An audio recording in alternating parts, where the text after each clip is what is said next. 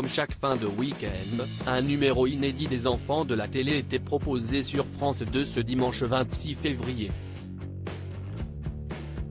Laurent Ruquier, qui a été surpris par l'arrivée de son chéri Hugo Manos en plateau en cours d'émission, recevait cette semaine Michel Jonas, Amir, Daniela Lombroso, Elie Jadel et Clémentine Célarié. Et cette dernière a eu le droit à un retour en arrière particulièrement marquant.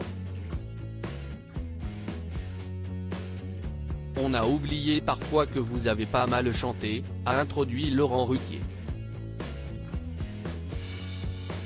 Et de demander à son invité, est-ce que vous vous souvenez d'une des premières fois où on vous a vu chanter à la télévision ? Des images d'archives ont ensuite été lancées datant de 1979.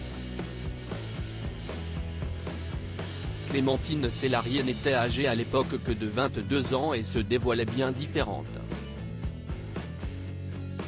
Oh la tronche, a d'ailleurs commenté la comédienne en revoyant ces images.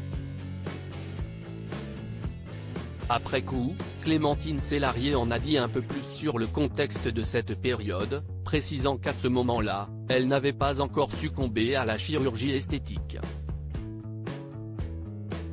On chantait au théâtre Campagne Première dans une petite cave où il y avait peut-être 3 personnes. C'était avant mon opération. Mon nez était plus épais, vous voyez. A-t-elle souligné. Si est-il pas le nez qui m'a frappé moi, si est-il la coiffure, a alors rebondi Laurent Ruquier amusé. Vous n'aurez rien dit sur le nez, on ne s'en serait pas aperçu, on était braqué sur les cheveux vous voyez. Mon physique était une injustice. Clémentine Célarié, elle, ne pouvait en revanche que se focaliser sur son nez pas encore retouché. Et pour cause, il a représenté un grand complexe lorsqu'elle était adolescente. Je trouvais que mon physique était une injustice.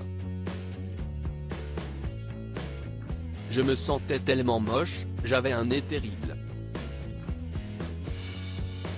J'ai vraiment eu une adolescence pourrie. Ça a complètement changé mon existence, expliquait-elle lors d'une interview pour Gala. Refaire son nez a donc non seulement été un moyen de se sentir mieux dans sa peau mais aussi un ticket d'entrée dans le cinéma selon elle. J'ai voulu m'acheter un morceau de féminité pour me sentir regardée. Je me suis acheté un nez comme un passeport pour être comédienne. J'ai inconsciemment changé mon destin. Je suis devenue plus jolie. Je me suis payé une normalité, mais elle n'était qu'extérieure, analyse-t-elle dans son livre Les mots défendus, édition Albin Michel.